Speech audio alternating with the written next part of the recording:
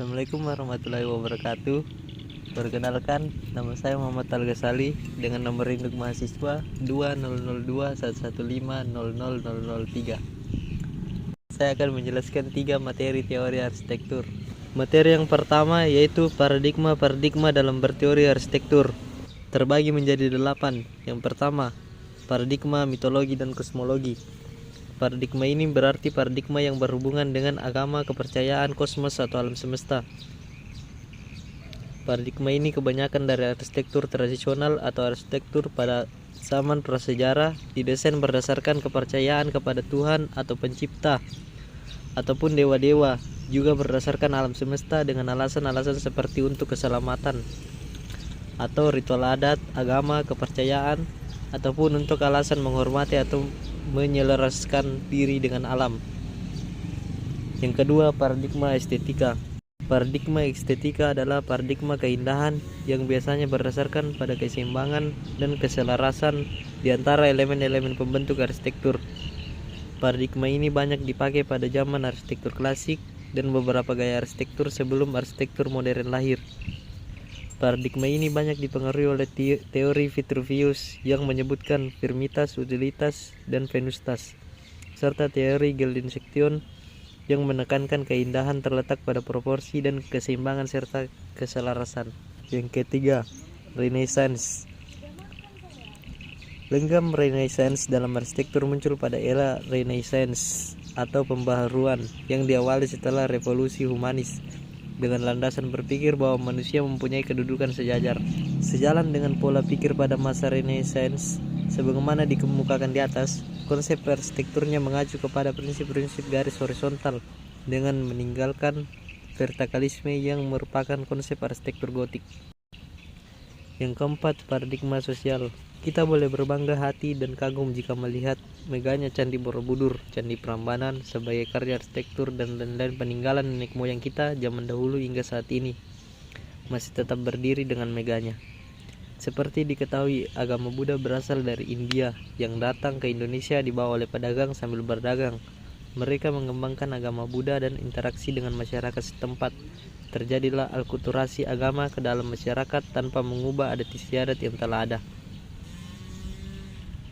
Candi-candi inilah yang merupakan karya arsitektur sebagai perwujudan dari adanya interaksi sosial dalam bentuk kerjasama dan akulturasi budaya masyarakat yang ada dalam perwujudannya berdampingan dengan bangunan tempat tinggal penduduk dengan ciri arsitektur tradisional setempat. Arsitektur adalah cerminan kebudayaan. Yang kelima, paradigma rasional. Rasionalisme diartikan sebagai prinsip atau kebiasaan untuk menerima penalaran sebagai kekuasaan tertinggi dalam hal mengungkapkan pendapat. Rasionalis adalah orang yang menerima penalaran sebagai kekuasaan tertinggi. Dalam dunia arsitektur, rasionalisme diartikan suatu paradigma dalam arsitektur yang didasarkan pada hal-hal bersifat nalar, atau dapat dikatakan sebagai suatu cara untuk mencetuskan ide-ide arsitektur yang didasarkan pada pertimbangan yang masuk akal. Yang keenam, paradigma kultur. Kegiatan dalam mewujudkan karyanya interaksi ruang, makna, komunikasi, dan waktu yang berfokus pada penataan lingkungan. Penyebab penting dalam penataan tersebut adalah bahwa makna lingkungan di dalamnya membantu komunikasi sosial antara orang-orang dengan lingkungan kepada masyarakat melalui kultur masing-masing. Jadi lingkungan melalui ruang dan makna mencerminkan pengaturan komunikasi merupakan faktor penting bersifat temporal dan dapat dianggap pengaturan waktu. Waktu bisa masa lampau, sekarang, dan yang akan datang. Yang ketujuh, paradigma postmodern. Pada masa postmodern banyak paradigma yang muncul, sebagian merupakan perkembangan dari paradigma sebelumnya, dan ada beberapa yang merupakan paradigma baru yang dipengaruhi oleh situasi politik dan sosial pada masa itu. Yang kedelapan, paradigma environmentalisme. Paradigma environmentalisme adalah paradigma yang menjadikan alam sebagai dasar pemikiran. Sebagai contohnya kita dapat melihat pada karya Frank Lloyd Wright yaitu Falling Water, di mana bentuk dari bangunan diselaraskan dengan tebing-tebing dan air terjun. Sudah sejak lama para teoretisi yang berpengaruh pada arsitektur menghadirkan pandangan dan konsep-konsepnya tentang pentingnya menghadirkan kondisi lingkungan yang sehat, nyaman sebagai tujuan dalam perencanaan arsitektur. Materi yang kedua yaitu macam-macam analogi. Yang pertama, analogi matematis. yaitu beberapa ahli teori berpendapat bahwa ilmu hitung dan geometri merupakan dasar penting bagi pengambilan keputusan dalam arsitektur. Yang kedua, analogi biologis. Membangun adalah proses biologis, membangun bukanlah proses estetis.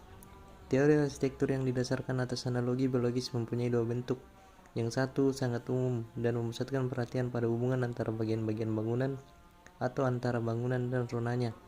Bentuk lain dari analogi ini lebih khusus disebut biomorfik, yang memusatkan perhatian pada proses pertumbuhan dan kemampuan pergerakan yang berkaitan dengan organisme. Yang ketiga, analogi romantik. Ciri pokok dari arsitektur romantik adalah bahwa ia berpikir mengemban. Ia menentangkan atau melancarkan tanggapan emosional dalam si pengamat. Ini dilakukan dengan dua cara, dengan menimbulkan asosiasi atau melalui pernyataan yang dilebih-lebihkan. Bila menggunakan asosiasi, rancangan romantik akan mengacu kepada alam. Yang keempat, analogi linguistik. Analogi linguistik menganut pandangan bahwa bangunan dimaksudkan untuk menyampaikan informasi kepada para pengamat dengan salah satu dari tiga cara berikut. Yang pertama, model tata bahasa. Arsitektur ada kalanya dianggap berdiri dari unsur-unsur yang ditata menurut aturan, yang memungkinkan masyarakat dalam suatu kebudayaan tertentu cepat memahami dan menafsirkan apa yang disampaikan oleh bangunan tersebut. Yang kedua, model ekspresionis. Dalam hal ini bangunan dianggap sebagai suatu wahana yang digunakan arsitek untuk mengungkapkan sikapnya terhadap proyek bangunan tersebut. Yang ketiga, model semiotik. Semiologi adalah ilmu tentang tanda-tanda. Suatu penafsiran semiotik tentang arsitektur menyatakan bahwa suatu bangunan merupakan suatu tanda penyampaian informasi mengenai apakah ia sebenarnya dan apa yang ia lakukan. Yang kelima, analogi mekanik. Penegasan Le Corbusier bahwa rumah adalah sebuah mesin untuk dihuni memberikan contoh penggunaan analogi mekanik dalam arsitektur. Keterangannya dan kegunaan-kegunaan lain dari analogi menganggap bahwa bangunan seperti mesin. Seyogyanya hanya menyatakan apa sesungguhnya mereka dan apa yang mereka lakukan. Yang keenam, analogi pemecah masalah. Arsitektur adalah seni yang menuntut lebih banyak penalaran daripada ilham, dan lebih banyak pengetahuan faktual daripada semangat. Walaupun ada kalanya disebut pendekatan rasionalis, logis, sistematik, dan pragmatik terhadap perancangan arsitektur, metode pemecahan masalah beranggapan bahwa kebutuhan-kebutuhan lingkungan merupakan masalah yang dapat diselesaikan melalui analisis yang seksama, dan produser-produser khusus dirumuskan untuk itu. Yang ketujuh, analogi aducis. Bila pandangan seorang tradisionalis arsitektur akan menyatakan bahwa tugas perancang adalah memilih unsur-unsur mengenai arsi yang layak dan membentuknya untuk memperkirakan suatu cita-cita. Pendekatan aducis ditunjukkan untuk menanggapi kebutuhan langsung dengan menggunakan bahan-bahan yang mudah diperoleh dan tanpa mengacu kepada suatu cita-cita. Kedelapan, analogi bahasa pola. Bila kita sadari bahwa manusia secara biologis adalah serupa, dan bahwa dalam suatu kebudayaan tertentu terdapat kesepakatan untuk perilaku dan untuk bangunan, logislah untuk menyimpulkan bahwa perencanaan arsitektur mungkin semata-mata merupakan tugas mengidentifikasi pola-pola baku dari kebutuhan dan jenis-jenis baku dari tempat untuk memuaskan kebutuhan-kebutuhan itu. Yang terakhir, analogi dramaturgi. Kegiatan-kegiatan manusia sering dinyatakan sebagai teater, atau seluruh dunia adalah panggung. Dan karena itu lingkungan buatan dapat dianggap sebagai pentas panggung. Manusia memainkan peranan dan demikian pula bangunan merupakan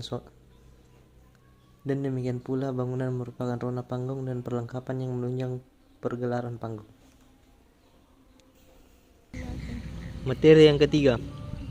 Bagian A, konsep dan rancangan arsitektur. Terbagi menjadi 5, yaitu yang pertama, gagasan.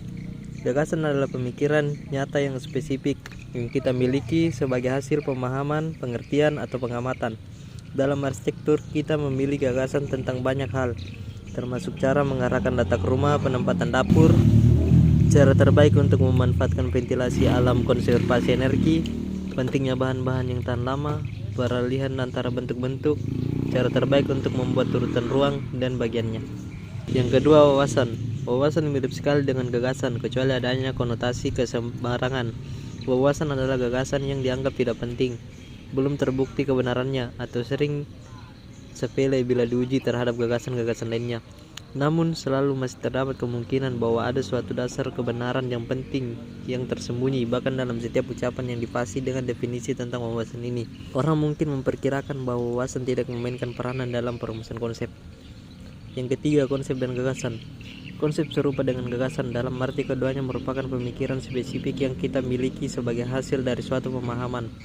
Bedanya, suatu konsep memiliki karakteristik khusus. Ia merupakan pemikiran mengenai cara beberapa unsur atau karakteristik dapat digabungkan ke dalam satu hal saja. Dalam arsitektur, suatu konsep juga mengidentifikasi bagaimana berbagai aspek persyaratan untuk satu bangunan dapat dipersatukan dalam suatu pemikiran spesifik yang langsung mempengaruhi rancangan dan konfigurasinya. Yang keempat, skenario konseptual. Dengan kenyataan bahwa syarat-syarat untuk suatu bangunan dapat ratusan, dilengkapi dengan syarat-syarat dan tujuan-tujuan tambahan dimasukkan para arsitek sendiri. Seharusnya jelaslah bahwa suatu pernyataan konsep tunggal yang mengikat semua unsur bersama dapat menjadi ambisius maupun sukar dipahami. Yang kelima, ketetapan dan kritik diri.